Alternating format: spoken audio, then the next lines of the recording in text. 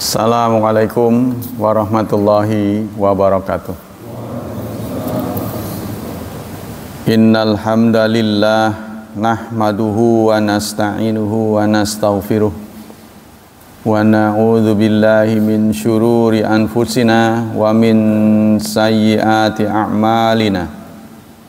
May yahdihillahu fala mudhillalah wa may yudlil fala hadiyalah. Asyhadu an la ilaha illallah wa asyhadu anna Muhammadan abduhu wa rasuluh la nabiyya ba'da. Allahumma salli wa sallim ala nabiyyina Muhammad sallallahu alaihi wasallam wa ala alihi wa sahbihi wa man sara ala najihi ila yaumiddin. Amma ba'd. Ayo ikhwah, kita lanjutkan kajian Fiqhu Bulughil Maram, mendalami kitab Bulughul Maram. Hadis ke 172. Al-muqimu ghairal muadzin, yang iqamah bukan yang azan. Wali Abi Dawuda, dan pada Sunan Abu Dawud, fi hadits Abdullah bin Zaid an-Naqal, dalam hadis yang dirawikan oleh Abdullah bin Zaid, beliau berkata, ana ra'aituhu, saya memimpikan azan, wa ana kuntu uriduhu, dan aku menginginkannya. Lalu Rasulullah mengatakan, fa'aqim anta, maka tegakkanlah Anda. Wa fihi dha'fun aidan, pada hadis ini juga dhaif. Diriwayatkan oleh Abu Dawud, Ahmad, Daruqutni, Baihaqi, hadis ini dhaif.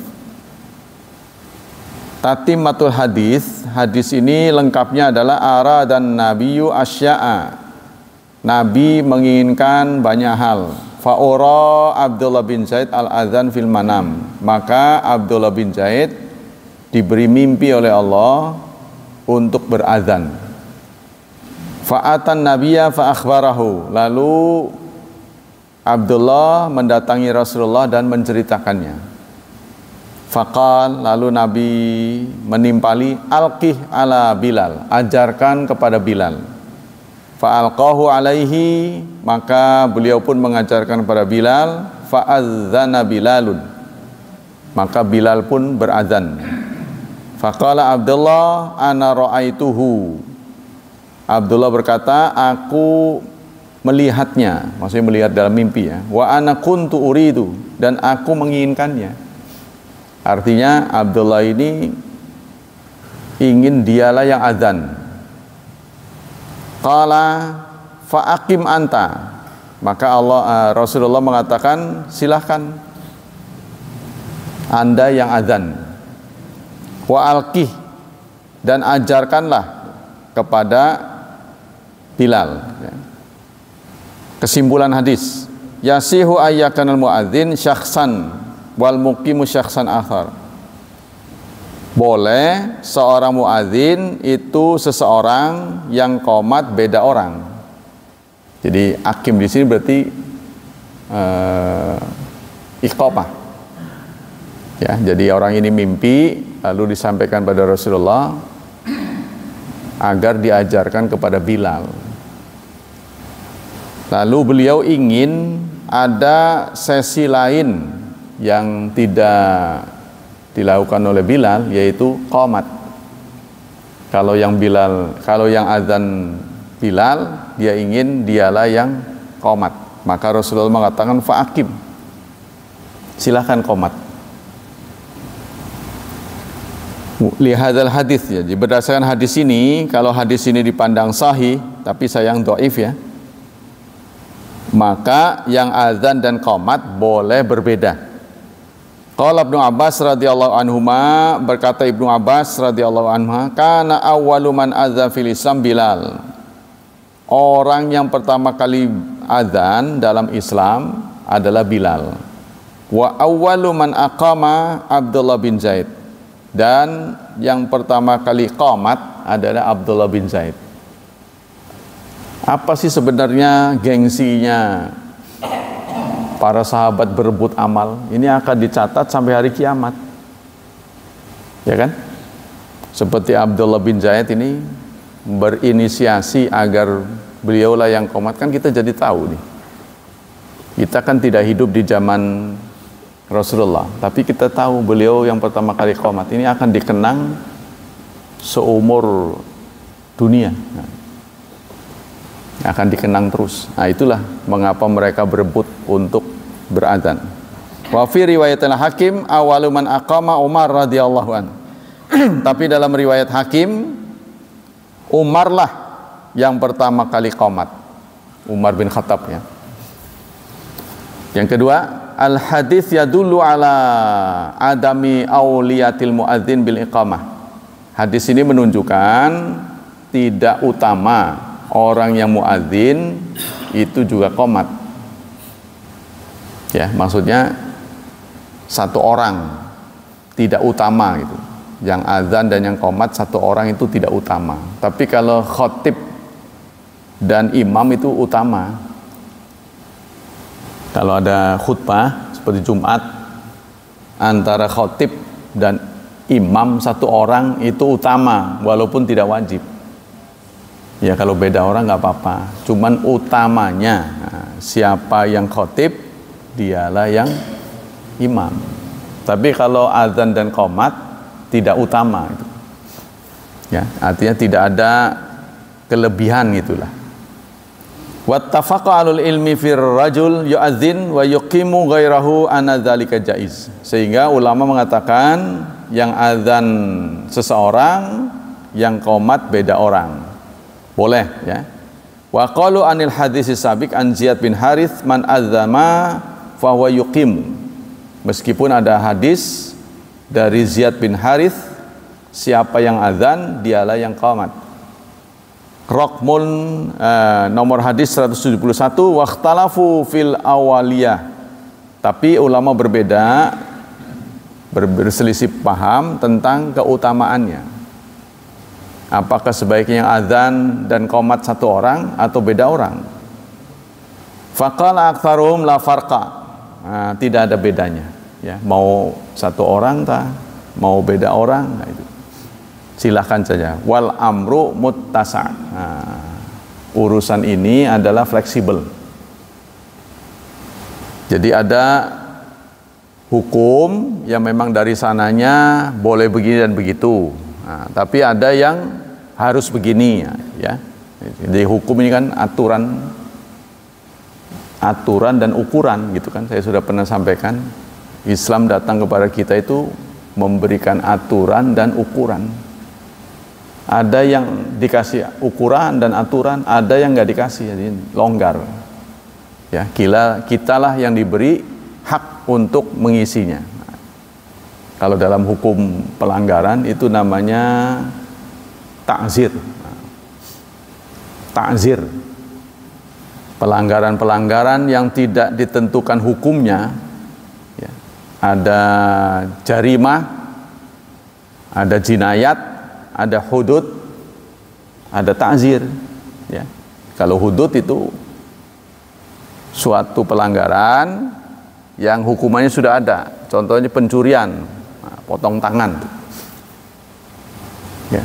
Tapi kalau mencuri itu ada definisinya. Kalau seseorang mengambil berlian di tong sampah, itu bukan mencuri, karena namanya mencuri itu syaratnya, bendanya itu harus dipelihara, benda mulia, berharga, disimpan, lalu diambil. Ya, tapi kalau dia ngambil di tong sampah itu bukan tempat yang lazim untuk menyimpan, maka beralih hukumnya itu menjadi luqatah, temuan. Nah, benda temuan ini tidak masuk pasal pencurian. Itu ya.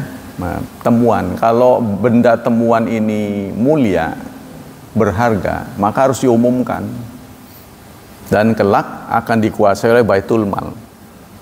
Kalau benda temuan ini bisa kadaluarsa, boleh dikonsumsi. Kalau makanan contohnya ya, boleh konsumsi dengan tekad nanti kalau ada yang punya ya diganti.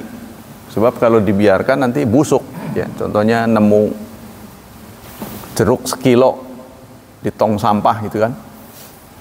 Nah ini kan diumumkan boleh dikonsumsi karena ini kadaluarsa. Nah, itu nanti bab temuan ada lagi, bab luqatah. Wa qalu anil hadis sabiq an Ziyad bin Faman adzana waqtalafu fil auliya sudah ya. Walidzalika qala Syafi'i rahimahullah fi masabaq. Karena itu Imam Syafi'i berpendapat wa idza adzana rajul ahbabtu ayyatawal iqamah. Menurut Imam Syafi'i saya suka. Nah, ya, Imam Syafi'i itu suka menggunakan kata ya saya suka. Menurut saya, ya.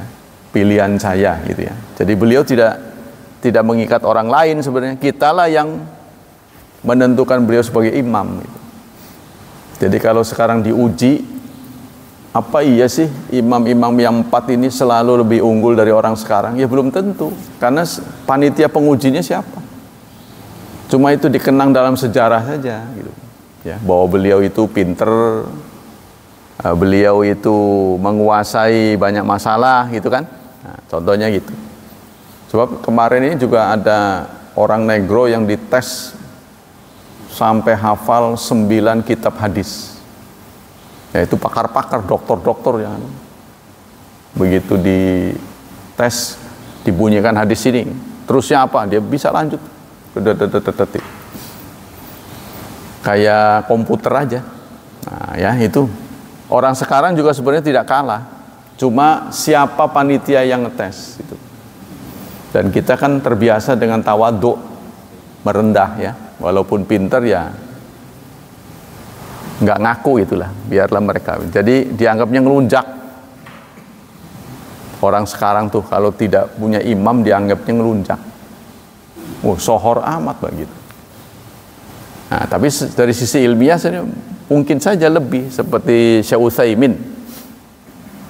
Ya, menguasai banyak kitab, menguasai banyak hadis, ya boleh jadi lebih daripada orang lain. Buku-bukunya juga banyak, terus bisa diterima di dunia internasional. Boleh jadi. Wa idza adzana rajul fa ahbabtu ayyatawal iqamah. Kata Imam Syafi'i, saya suka jika yang azan itu si A, maka yang qomat juga A gitu. Orang yang sama. Ini menurut Imam Syafi'i. Karena kitab ini memang dikarang oleh Syafi'i ya. Syafi'iyah, pendukung Syafi'i. Al-mas'ulu anil adzan wal mas'ulu anil iqamah. Yang bertanggung jawab adzan dan yang bertanggung jawab qomat. Nah, ini sekarang akan disampaikan tentang penanggung jawab. Siapa penanggung jawab adzan, siapa penanggung jawab iqamah. Dari Abi Hurairah radhiyallahu an, qala Rasulullah sallallahu alaihi wasallam. Rasulullah bersabda, diriwayatkan oleh Abu Hurairah, al-muadzin amlaku bil adzan. Seorang muadzin lebih berhak terhadap adzan. Jadi siapa yang ditunjuk sebagai muadzin? Sunnah ya. Rasulullah menunjuk Bilal. Kalau Rasulullah menunjuk Bilal, petugas adzan, nah, dialah yang lebih berhak adzan. Kecuali kalau nggak ada. Nah, kalau kita ada kepengurusan, sudah ditunjuk siapa muadzin. Kalau di sini bebas ya. Di sini yang adzan ya ada Andi kan. Nah, tapi nggak harus beliau terus kan. Ada yang boleh nyelak. Ya kita sudah aturannya begitu. Ada tempat lain yang kalau bukan dia, orang lain nggak mau maju. Maksudnya masyarakatnya nyerahin ke dia.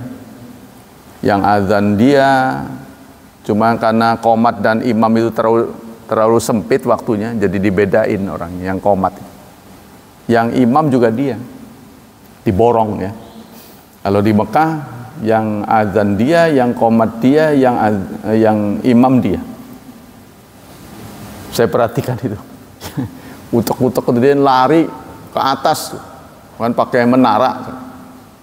Wih, orang itu kenapa lari tuh? Azan dia. Udah selesai, turun dia. Nah, orang udah yang hadir udah pada sholat rawatib, qomat dia, ngimamin. Nah, jadi diborong. Nah, tapi karena di sana itu sudah tugas. Biasalah kalau ada perhelatan, pasti masyarakat dilibatkan. Seperti kita hari ini kan. Kalau MTQ, nah, diselenggarakan di mana? Masyarakat setempat dilibatkan. Ya. Di sana juga sama. Jadi tempat-tempat spot-spot untuk orang berkumpul seperti sholat, pasti imamnya itu sudah ditunjuk oleh negara. Dapat insentif ya, karena kita bayangkan jumlah orang haji itu berapa, itu sudah dikutip uang sampahnya, uang kebersihannya, rondanya, sudah lengkap. Nggak tahu berapa juta itu satu orang tuh untuk retribusi itu. Keamanan, sampah, kan sampahnya selama 40 hari itu mengotori Arab Saudi itu kan. Nah, itu kan diperhitungkan juga. Ya, kalau itu terjadi di Cilegon, wah itu kita bisa nganggur sebulan itu. Udah jualan kopi aja, laris manis. Jualannya sederhana, modalnya cuman air panas saja, ya, sama ini apa tuh, ya berbagai keperluan. Kita lanjut. Wal imamu amlaku bil iqamah. Nah, siapa penanggung jawab qomat? Imam. Penanggung jawab qomat imam. Ya, jadi yang menentukan qomat itu imam. Kalau kita kan enggak, yang qomat menentukan imam. Ya, di sini ya. Yang qomat menentukan imam. Kalau menurut aturan, imam yang menentukan orang qomat. Jadi sehingga maksudnya gini, imamnya udah ada, imamnya sudah tertentu siapa gitu. Nah, baru dia yang nyuruh, qomat. Jadi bukan tukang qomatnya yang maju. Ah, bukan. Aturannya begitu. Tapi hadis ini dhaif kembali. Ibnu Adi dua dha'afahu walil Baihaqi nahu an alin an qaul min qaulihi. Nah, jadi hadis ini juga dhaif. Apa kesimpulan dari hadis ini? Al muadzin huwal mas'ulu an badil adzan. Seorang muadzin, seseorang yang ditunjuk menjadi muadzin, dialah yang bertanggung jawab menentukan kapan azan dimulai. Ya, kita jangan terlalu azan itu jangan berlomba-lomba. Tujuannya bukan lomba. Siapa yang duluan, dia yang benar. Enggak. Kalau untuk waktu lebih baik mundur. Yang penting jangan mundur lewat habis waktu ya. Kita lanjutkan. Al muadzin huwal mas'ul an badil adzan. Muadzin adalah yang bertanggung jawab ya terhadap waktu azan. Wa i'lanuhu. Kalau dia sudah ditunjuk, tapi kalau belum ditunjuk ya semuanya boleh. Nah, tapi kalau semuanya boleh nanti nggak ada yang tanggung jawab. Sebab ada sholat sunnah itu kan bagusnya di rumah, maka nunggu azan dia. Nggak taunya semua orang begitu nunggu azan, ya nggak azan semuanya. Jadi memang harus ada yang ditunjuk. Atau kalau nggak ditentukan 1-2 orang, artinya dikerjakan rame-rame, ya gantian. Ya, saya pernah mengusulkan tugas-tugas piket. Nah, kalau memang tidak ada yang ditunjuk, piket di masjid. Kalau ada 7 RT, ya hari Ahad RT 1. Sesuai dengan nama hari, Ahad kan 1, Senin 2, begitu terus sampai Sabtu 7. Yang kedua, li'anna kullifa bidzalika, karena dia ditugasi wali ma'rifati ibtida'u waqtil adzan wali anu aminu al waqti wa huwal mauqulu birtiqabi, karena dia ditugasi oleh DKM ya untuk berazan. Yang kedua, al-imamu fis shalah huwal mas'ulu an iqamati shalah. Sementara yang bertanggung jawab qomat itu bukan petugas tapi imam. Ya, jadi yang memberikan instruksi qomat, nah itu imam. Tapi kalau sekarang kan yang qomat ngatur imam. Ya kan? Jadi yang qomat masuk dulu Bapak ya. Yang benar adalah komandannya itu imam. Ya, nah, kita juga walaupun kecil-kecil harus dibiasakan begitu. Jadi maksudnya jangan sampai terjadi, saudara. Qad qamatis shalah, qad qamat, enggak ada yang imamin. Loh, qomat mau udah gitu. Ketiga, amma ta'yinu waqti qiyamil mu'tamina ila salah faqala Malik rahimahullah fil Muwatta lam asma' fi qiyamin nas hina taqamu salah haddan mahdudan. Berapa waktu yang dibutuhkan dari mulai azan sampai qomat ini berapa? Ada enggak batasannya? Kata Imam Malik, saya belum pernah dengar ada hadis yang mengatur hal itu. Maksudnya sejak qomat sejak azan sampai sholat dimulai berapa, itu kan? Kata Imam Malik, saya tidak pernah dengar ada hadis yang mengatur hal itu. Ya, ila anni ara dzalika ala taqatin nas. Maka beliau berpendapat ini adalah fleksibel. Nah, disesuaikan dengan kondisi masyarakat. Nah, kita sudah diatur oleh jam. Ada satu tempat yang sampai 15 menit sampai 25 menit apa subuh itu.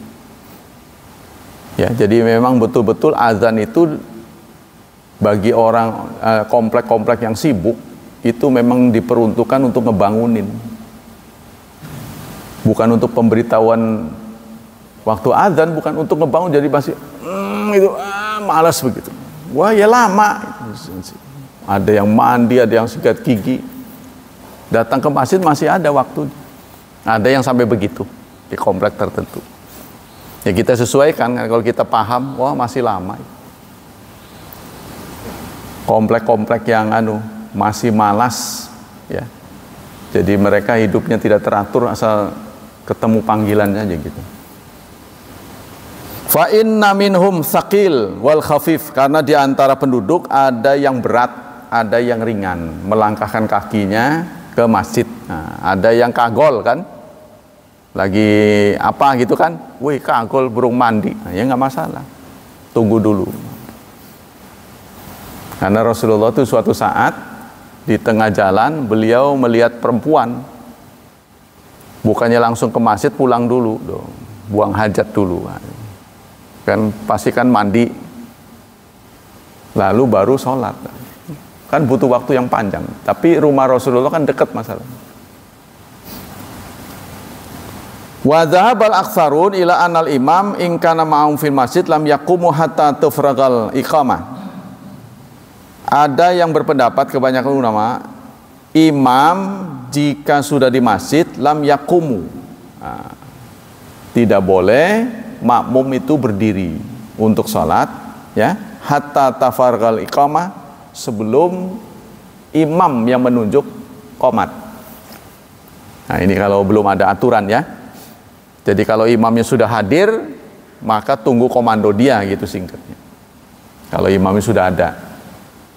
Wa kana Anas radhiyallahu anhu yaqulu idza qala muadzin qad qamatis shalah. Kata Anas bin Malik, ya, Anas ini yang mendahului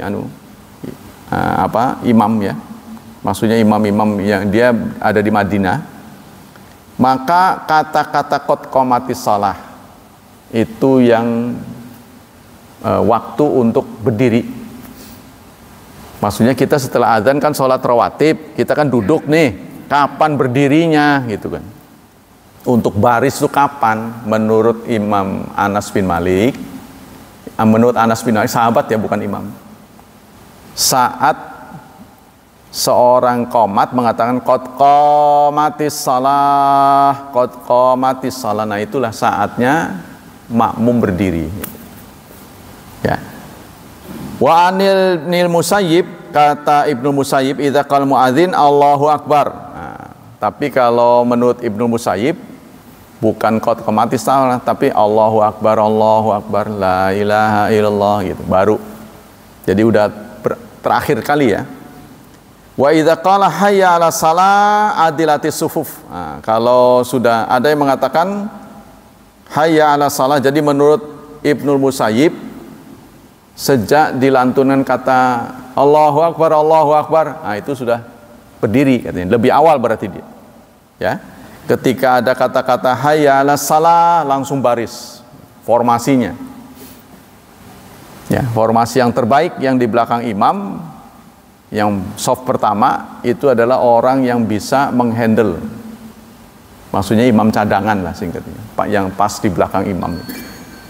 Sebaiknya imam cadangan. Ya kita nggak pernah tahu sesuatu bakal terjadi, gitu kan? Contohnya imamnya ambruk dalam saat mengimami ambruk. Kan kalau yang nggak terbiasa, nggak ada janjian siapa yang mau ngimamin, yang mau menggantikan siapa, nggak ada janjian kan? Nanti saling pandang, tunggu saling pandang, wih lah, gimana ini? Nah, maka yang paling di belakang imam itulah yang menghandle kalau terjadi ya. Kalau di Masjid Haram memang sudah profesional ya. Di Masjid Haram sudah profesional. Itu yang di samping imam itu ngomongin imam. Cuma kan kita di belakang nggak pernah tahu. Dikira oleh saudara semua imam di Masjid Haram itu hafal. Belum tentu, kadang-kadang dia lupa. Sempat hening gitu. Nah, yang di samping ini ngebisikin. Kalau kita kan semua gitu. Jadi bingung ini mana semuanya suara jadi. Ya, karena imam itu kan hak prerogatif di situ ya. Apa mau melanjutkan, apa mau manuver, itu hak prerogatif imam. Ketika bacaannya terhenti, dia lupa. Apa dia? Kan nggak bisa nanya. Apa nih lanjutannya? Nggak bisa. Maka kita harus menerima keputusan imam. Kalau dia berhenti, dia ruku, itu nggak ada masalah. Yu'ayyidu masabak wa idza qala la ilaha illallah kabbaral imam. Ketika seorang yang qomat itu la ilaha illallah, itulah saat imam harus bertakbiratul ihram. Nah, katanya gitu tempat-tempatnya. Jadi qomat Allahu Akbar. Nah, itu menurut Ibnu Musayyib makmum harus berdiri. Ya. Nanti begitu hayya 'alas shalah, hayya 'alal falah, maka barisan sudah harus rapih ya. Ketika diucapkan la ilaha illallah, saatnya lah imam mengucapkan takbir. Tapi kalau saya melihat di Masjidil Haram, imamnya nggak berbalik ya. Maksudnya nggak menghadap makmum. Iya langsung kayaknya. Cuma memang ada sawu sufufakum maksudnya. Ya, istawu itu. Ada menghadap nggak? Mungkin kadang menghadap ya. Karena di sana mau udah rapi sih. Iya udah baris. Jadi kalau udah baris ya nggak perlu diomong lagi. Ya kalau kita ini masih longgar. Karena kan memang sana jumlah peminatnya lebih banyak daripada tempat yang tersedia. Kalau di sini kan tempatnya lebih lega daripada orang yang masuk. Jadi ompong, ya kan? Ada yang demennya di pojok, gitu. Ya, walaupun dia longgar nggak mau geser. Ada yang begitu. Nah, untuk barisan kedua, mengisi barisan kedua, maka titik awal itu di belakang imam. Jadi jangan dari sana. Ya, baris awal nih, soft awal udah penuh. Kita ingin mengisi baris kedua. Maka titik awalnya itu di belakang imam, bukan sebelah kanan. Ada yang sebelah kanan, kalau ibarat orang naik angkot tuh ngejomplang. Ya, jadi keberatan kanan, kirinya kosong sampai ke sana. Itu yang benar adalah belakang imam. Nanti datang lagi sebelah kanan, sebelah kiri, sebelah kanan, sebelah kiri, begitu terus. Mengerumuni imam. Yu'ayyidu ma sabaq marawa Turmudi an Abi Hurairah qala Rasulullah sallallahu alaihi wasallam al-imamu dhamin. Imam itu penanggung jawab. Wal muadzin mu'taman. Seorang muadzin adalah orang yang diamanati. Allahumma arsyidil a'immah waghfir lil muadzinin. Ya Allah, berikanlah petunjuk kepada para imam dan ampunilah orang-orang yang adzan. Nah, ini mendapat ya rekomendasi khusus dari Rasulullah, ampunilah orang yang adzan. Nah. Fal muadzin aminul awqat, karena seorang muadzin itu aminun. Nah, dia orang yang bertanggung jawab terhadap waktu-waktu salat. Wahum umana'u ala buyutin nas. Mereka itu amanah terhadap buyutin nas, rumah-rumah. Jadi seorang muadzin itu tahu persis ya terhadap penduduk di sekitar itu. Nah. Wa auratim indal isyraf 'alaiha man alu. Dan melakukan pendekatan. Jadi kita sudah ada kesepakatan, nggak ada kesulitan sih. Ya. Hadis berikutnya, ad-du'a'u bainal adzani wal iqamah. Doa antara adzan dan iqamah. Hadis ke-174 dari Anas radhiyallahu anhu, qala Rasulullah sallallahu alaihi wasallam. Rasulullah bersabda, la yuraddu du'a'u bainal adzani wal iqamah. Tidak ditolak doa antara adzan dan iqamah. Doa yang dipanjatkan antara adzan dan iqamah tidak ditolak oleh Allah maksudnya. Hadis dirawikan oleh Nasa'i, disahihkan oleh Ibnu Khuzaimah. Apa kesimpulan hadis ini? Al hadis dalilun ala fadli doa fi hadzal mautin. Hadis ini menunjukkan keutamaan doa pada momen ini. Momen apa? Bainal adzani wal iqamah, antara adzan dan iqamah.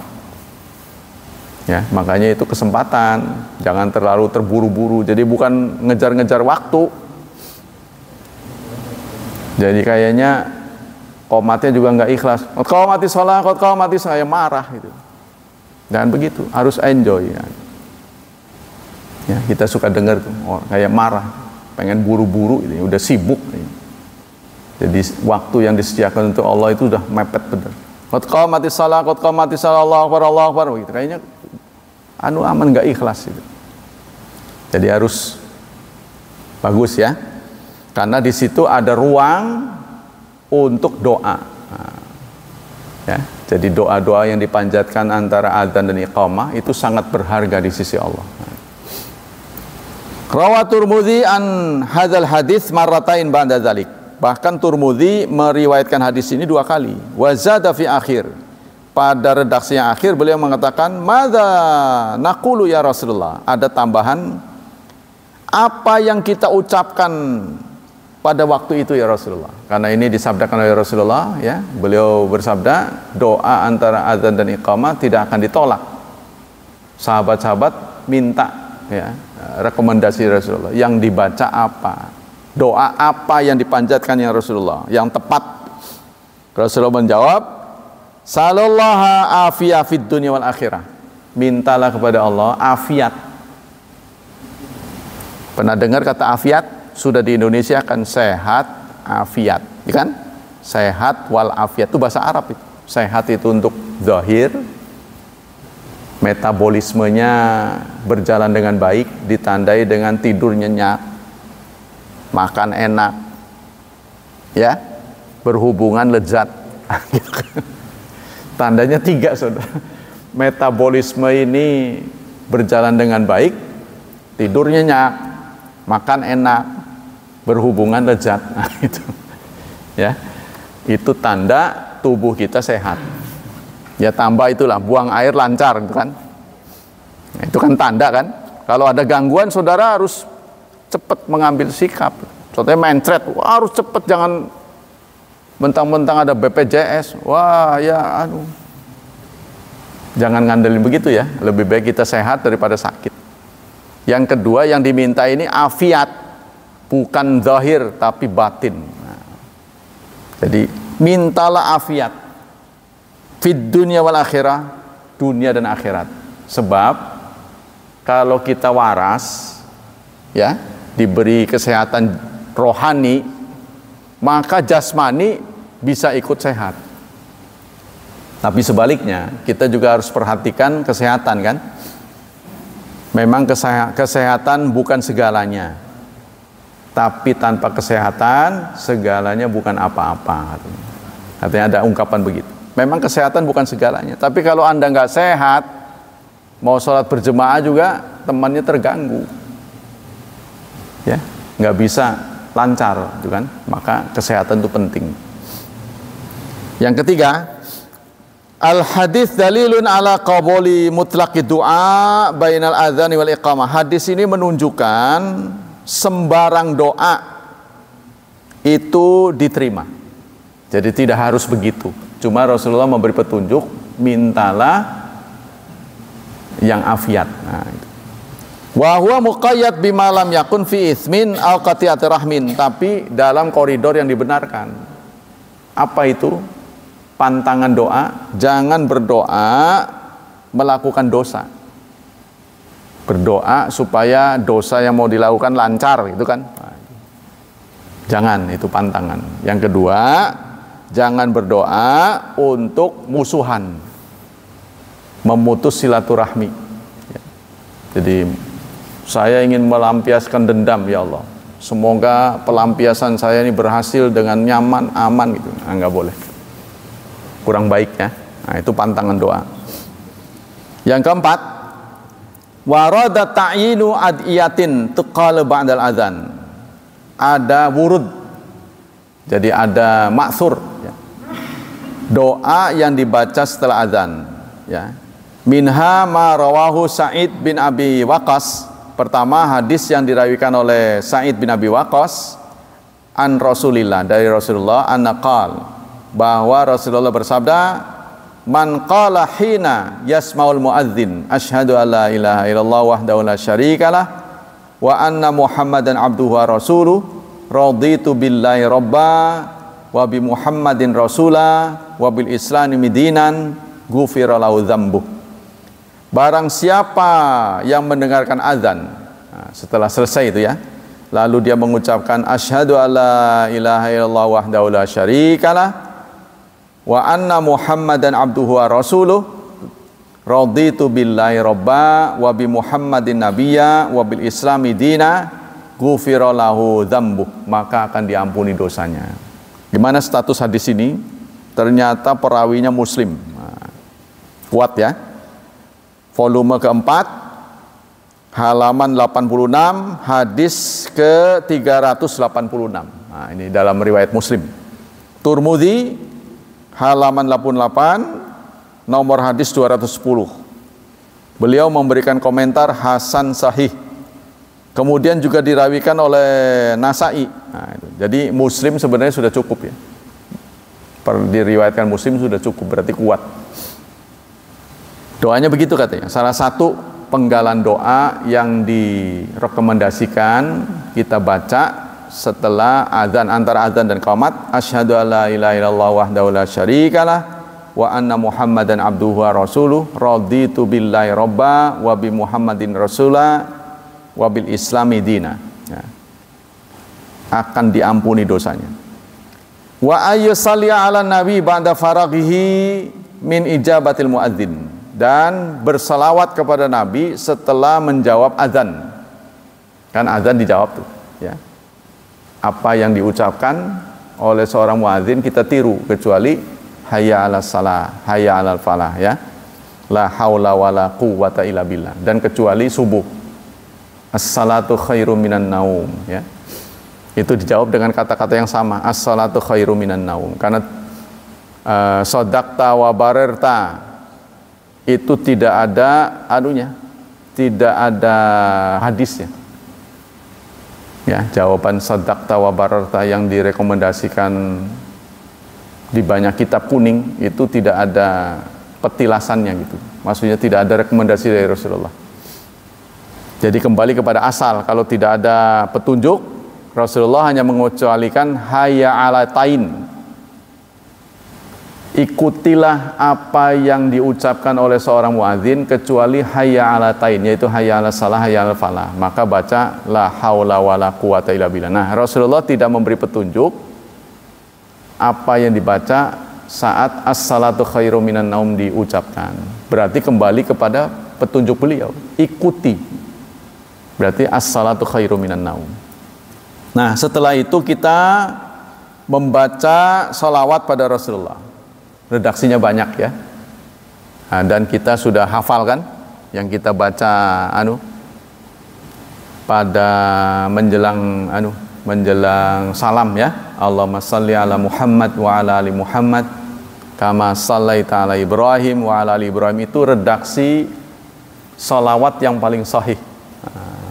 Ya. Salawat yang paling sahih. Allahumma shalli ala Muhammad wa ala ali Muhammad kama sallaita ala Ibrahim wa ala ali Ibrahim innaka Hamidum Majid. Allahumma barik ala Muhammad wa ala ali Muhammad kama barakta ala Ibrahim wa ala ali Ibrahim innaka Hamidum Majid. Hadis ini terletak pada kitab Al-Lu'lu' wal Marjan. Kitab Al-Lu'lu' wal Marjan adalah kitab hadis yang disepakati oleh Bukhari dan Muslim. 5 ruwiyan Ibnu Amr sami'tu Rasulullah yaqul. Nah, itu Rasulullah bersabda, idza sami'tul muadzin faqulu mithla ma yaqul. Jika kamu mendengar seorang muadzin melantunkan azan, maka tiru apa yang dia ucapkan. Wasallu alayya, dan bersalawatlah kepadaku. Ya, fa innahu, maka sesungguhnya man shalla alayya salatan, barang siapa yang mengucapkan satu kali salat kepadaku, sallallahu alaihi asyran, maka akan dibalas 10. Suma salul liyal wasilah, kemudian mintalah wasilah. Ya, jadi petunjuk Rasulullah, kalau ada muadzin melantunkan azan, tiru apa yang dia ucapkan, ya, kecuali hayya ala tain. Mengucapkan hayya ala salah, itu dijawabnya la haula wala quwata illa billah. Nah, setelah itu ya, bacalah salawat padaku. Nah, petunjuknya nih, setelah baca salawat maka kita berdoa dengan rekomendasi doa setelah azan. Apa itu? Allahumma robba hadhihi da'wati tamah wassalatil qa'imah ati Muhammadanil wasila wal fadilah wab'athu maqaman mahmudal ladzi wa'adta. Nah, minimal itu yang kita baca. Itu aja sudah makan waktu ya. Tapi kalau sudah hafal cepat. Kalau belum hafal ya Anda bawa saja catatan. Karena sering diucapkan, lama-lama hafal sendiri. Jadi nggak usah sulit-sulit ngapal-ngapal gitu. Praktekkan gitu. Kantongin sini. Azan selesai baca. Azan selesai baca. Lama-lama hafal sendiri. Ya, untuk kita-kita yang susah hafal, itu kan. Nah, ini kita kembali hadis berikutnya, ad-du'a ba'da adzan, doa setelah azan. Dari Jabir radhiyallahu anhu, anna Rasulullah sallallahu alaihi wasallam qala, Rasulullah bersabda, man qala hina yasma'u nida, barang siapa yang mengucapkan setelah azan, ya, Allahumma rabb, ternyata ada ini, Allahumma rabba hadhid da'wati tamah wassalatil qa'imah ati Muhammadanil wasila wal fadilah wab'athu maqamam mahmudanil ladzi wa'adta halat lahu syafaati yaumal qiyamah. Maka dia akan memperoleh syafaatku di hari kiamat. Nah, ini kan bagus sekali ya. Nah, akan mendapat hadiah syafaat. Syafaat itu apa? Penggenapan. Karena kita banyak melakukan pekerjaan-pekerjaan atau amal-amal yang ganjil. Ganjil itu aneh, ya kan? Orangnya malah lagi sholat, pikirannya ngelantur kemana-mana, itu kan aneh itu. Kalau bisa, kalau transparan, cuma karena nggak transparannya isi otak kita. Kalau transparan maka yang ngelihat aneh. Orang ini sholat kok otaknya di pasar, otaknya di bisnis, itu kan aneh.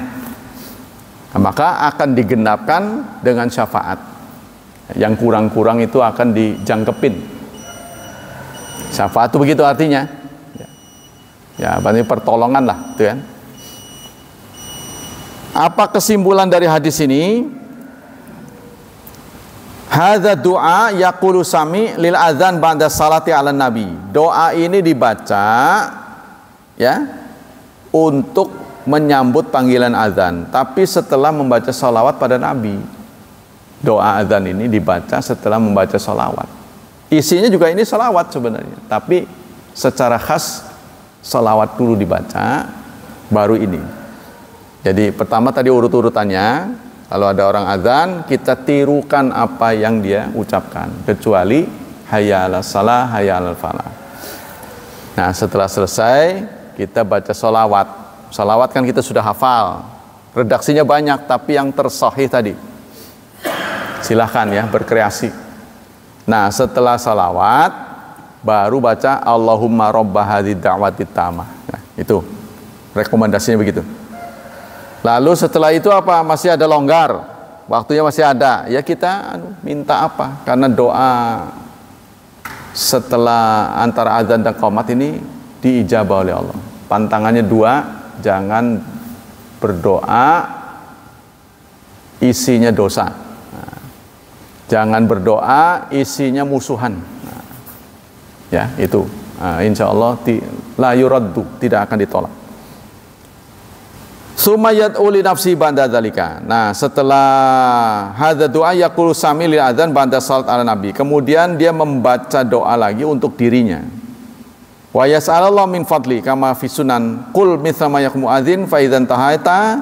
Dalam sebuah hadis Rasulullah mengatakan, ucapkan apa yang diucapkan oleh seorang muadzin, fa idzan tahaita, jika sudah selesai, fas'alhu, mintalah apa yang menjadi keinginanmu.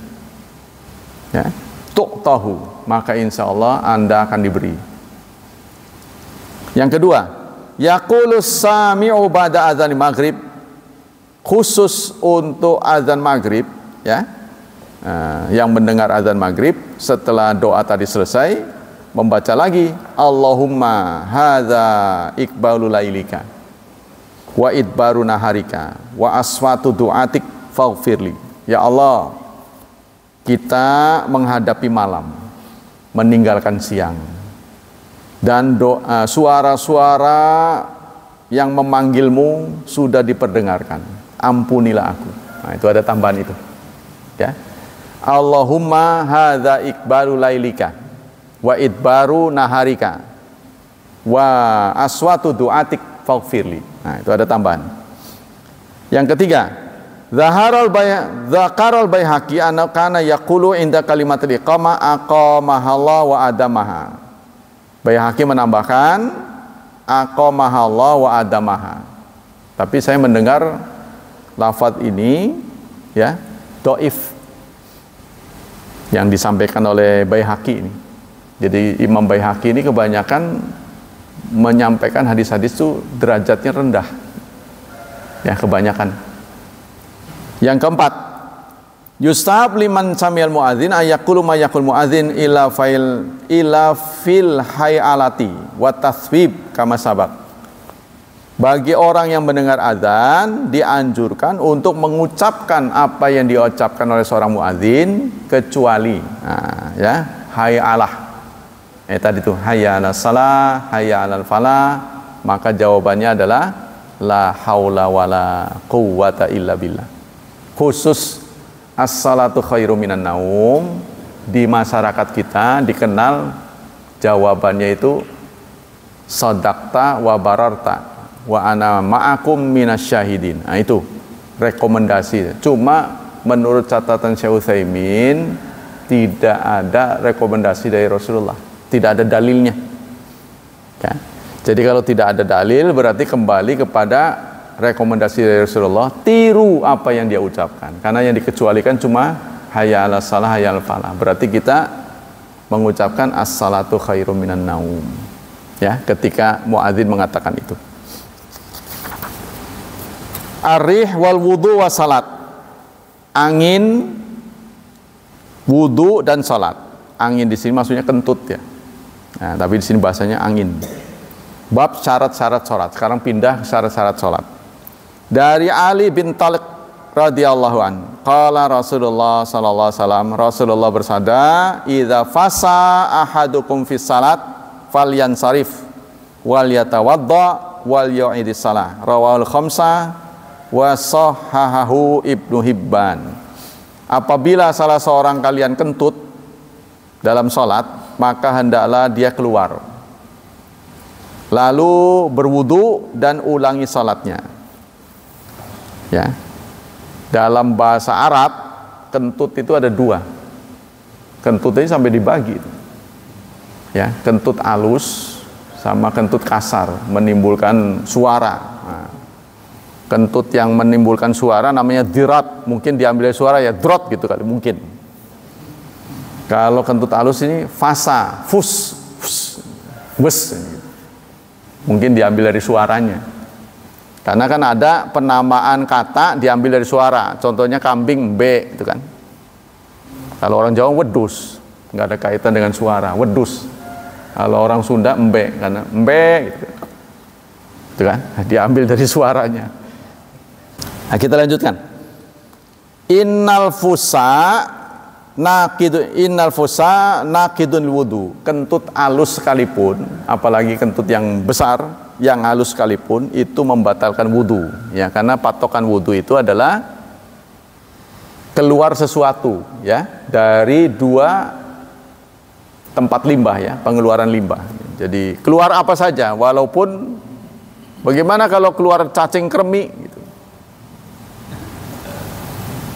Saking banyaknya nggak pernah. Jadi batal enggak itu kan? Nah, karena itu kan ada ketentuan pokoknya keluar.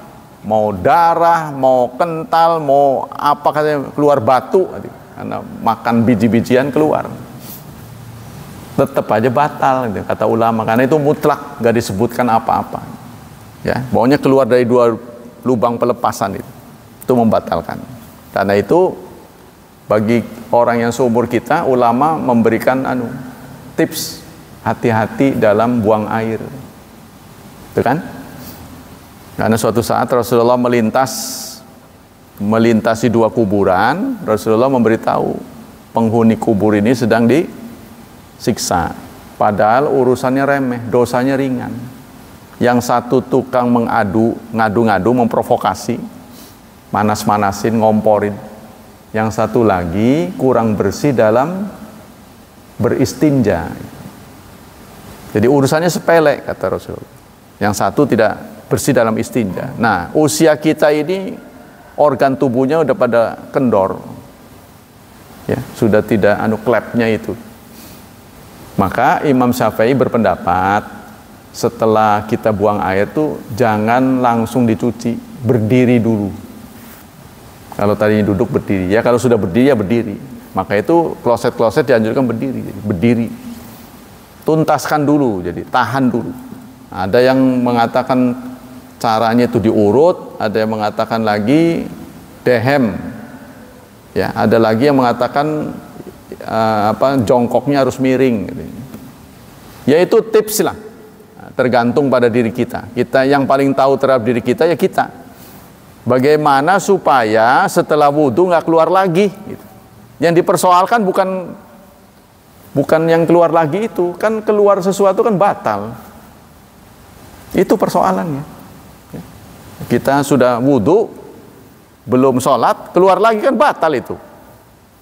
Nah, bagaimana Anda bisa menjamin tidak batal, tidak keluar? Nah itulah, ya, boleh cara-cara itu dipakai, mana yang cocok buat saudara, karena punya kecenderungan berbeda-beda. Ada yang begitu, ada yang begitu. Ya. Yang kedua, in hasalal fusa asna salat tabtulu salat. Jika kentut itu terjadi salat belum selesai, maka otomatis salatnya batal. Tapi kalau kita mau sopan, apalagi di soft awal, gimana nih kentut ini? kan akan softnya panjang, ya, apalagi Masjidil Haram. Kalau saya nyelempet itu sholat sedang berlangsung kan mengganggu. Saya nggak tahu nih ada anjuran kan diam dulu gitu, diam dulu, apa langsung bereaksi, maaf saya kentut, kan mengganggu barisan, ya kan? Nah, ya kalau pas sopnya cuma satu sih mending bisa ngeloyor, tapi kalau berlapis-lapis, aduh mengganggu orang. Ada nggak saran untuk diem dulu? Diem tuh bagaimana, ngikutin aja, tapi dengan catatan kita sudah tidak sah. Jadi terlihatnya kan tidak terjadi sesuatu gitu, ya, tidak membuat orang, gimana sih orang ini? Iya, kata beliau, maksudnya keluar dari sholat.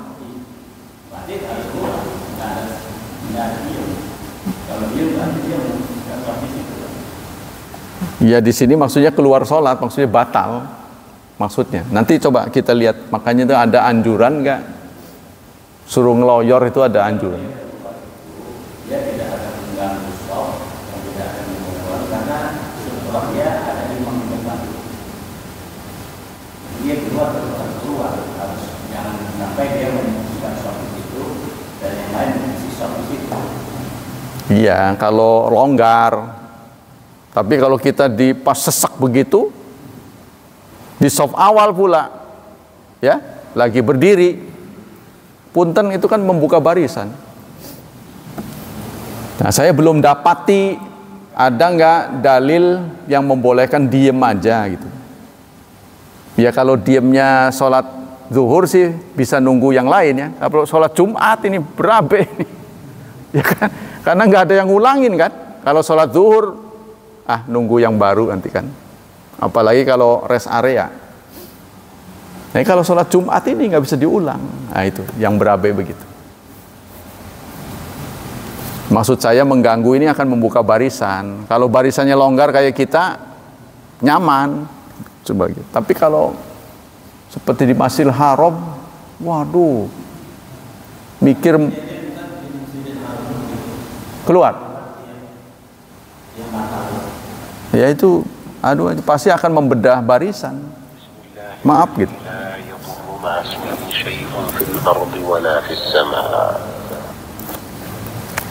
Nah memang sih, ya itulah. Kalau sholat 5 waktu bisa segera diantisipasi.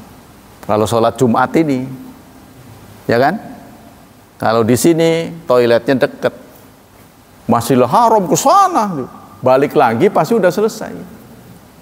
Bukan sekedar balik lagi, mau dapat posisi aja susah. Udah jelas gak bisa balik lagi ke tempat itu.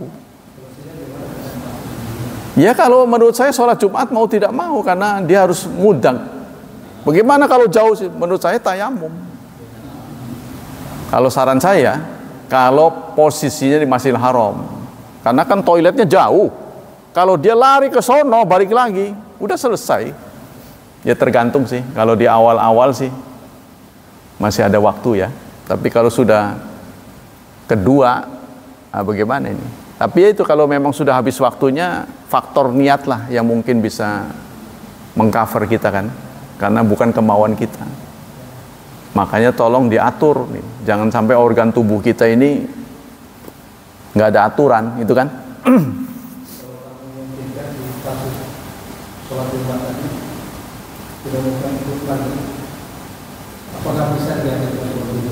Iya paling sholat zuhur. Kalau kita gagal sholat Jumat kan sholat zuhur.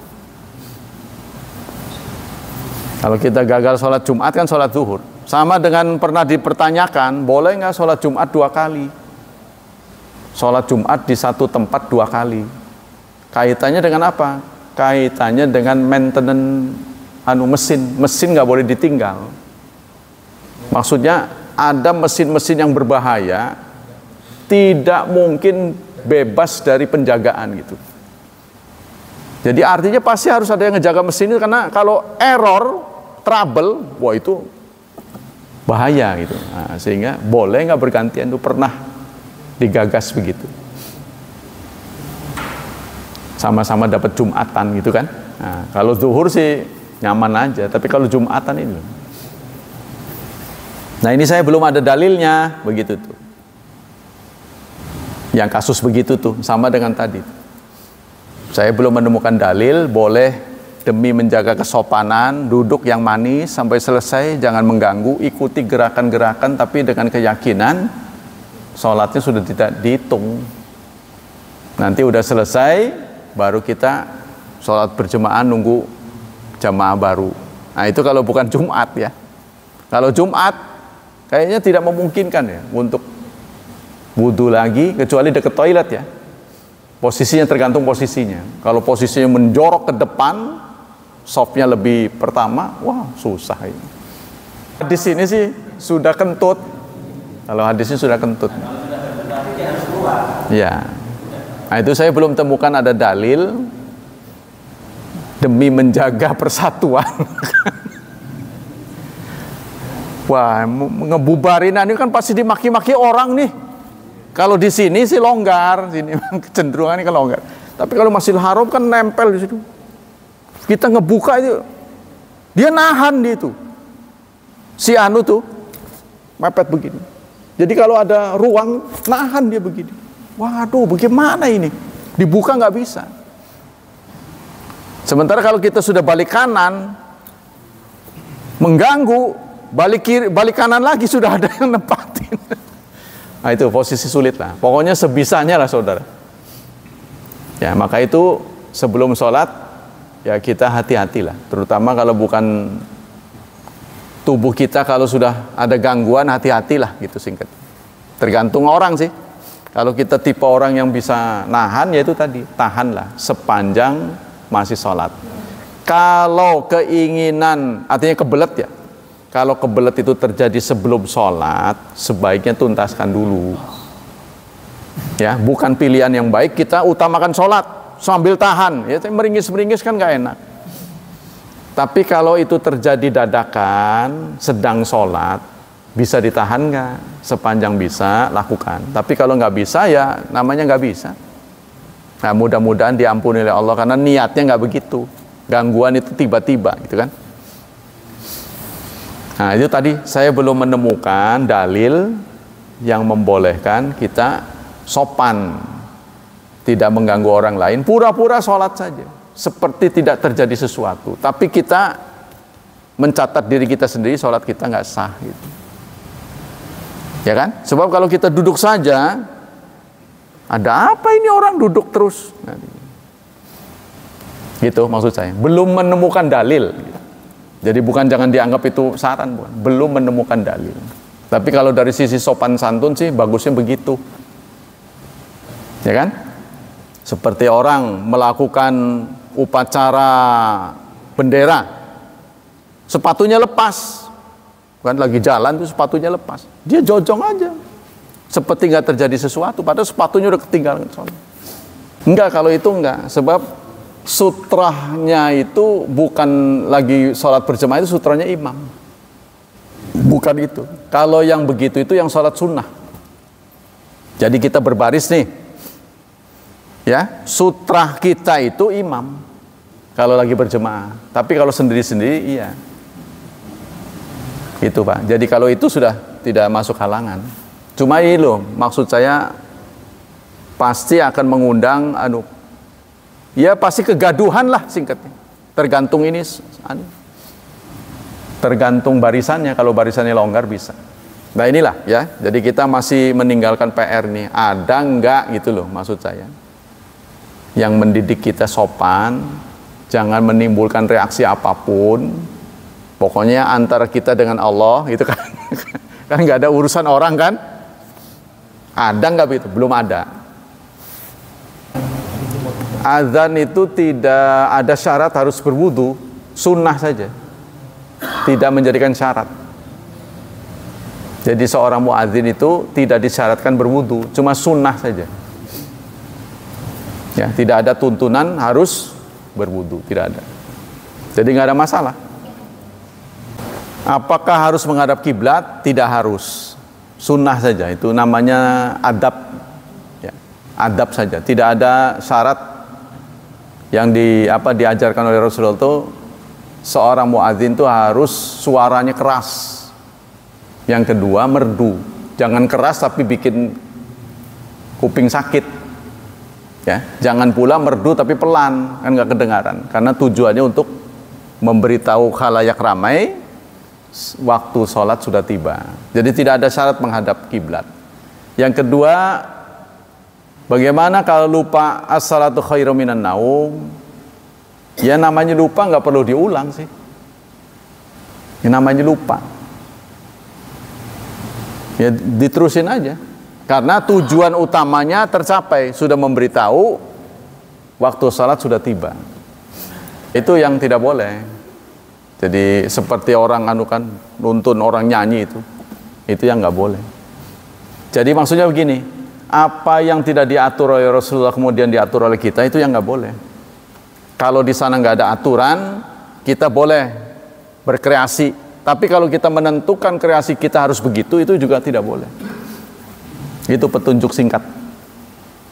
Baik, demikianlah hadirin hafizani wa hafizakumullah. Memang biarlah pertanyaan-pertanyaan masih ada kita simpan supaya kajian kita ini terus berkembang ya. Nah, ini ada hal-hal yang di masa sekarang kita temukan, di masa Rasulullah tidak. Karena kita kan orang-orang nakal kita. Ya, umat yang nakal. Kalau zaman Rasulullah kan tertib gitu kan. Nah, kita nakal, ada kentut lah segala gitu. Nah, inilah yang menggugah ada persoalan-persoalan baru harus diputuskan dengan cara-cara baru. Semoga Allah mengganjar dengan pahala yang berlipat ganda untuk kajian kita. Semoga Allah tetap melindungi dan menyelamatkan kita dari wabah dan fitnah, dari syubhat dan syahwat, serta Allah berkenan menghadiahi masa depan yang cerah buat anak keturunan kita, menjadikan mereka generasi yang saleh dan salihat. Subhanakallah wa bihamdik, asyhadu an la ilaha illa anta astaghfiruka wa atubu ilaik. Wassalamualaikum warahmatullahi wabarakatuh.